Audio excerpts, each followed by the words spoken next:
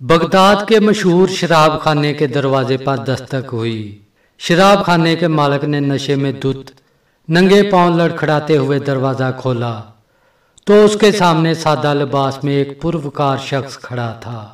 मालिक ने एक ताए हुए लहजे में कहा, माजरत चाहता हूँ, सब मुलाजिम जा चुके हैं, ये शराब खाना बंद करने का वक्त है, आप कल आइएगा।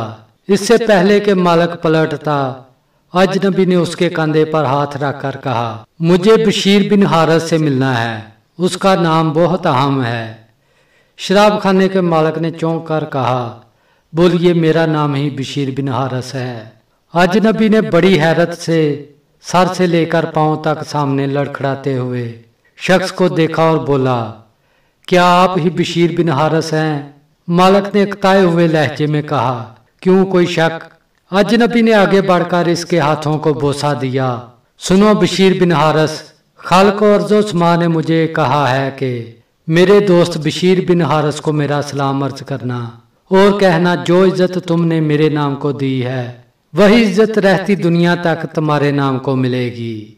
इतना सुनना था कि बशीर बिन हारिस की निगाहों में वो मंजर घूम गया जब एक दिन हस्बे मामूल वो नशे में धुत चला जा रहा था। जब इसकी नजर एक गंदगी के ढेर पर पड़े, एक कागज पर पड़ी जिस पर इसमें अल्लाह लिखा हुआ था। बशीर ने कागज को बड़े एहतराम से चूमा, साफ करके पाक जगह रख दिया और कहा, ऐ मालिक अर्शुल अजीम, ये जगह तो बशर का मकाम है, तुम्हारा नहीं। बस यही अदा बशीर बिन हारिस को बशीर हाफी बना गई।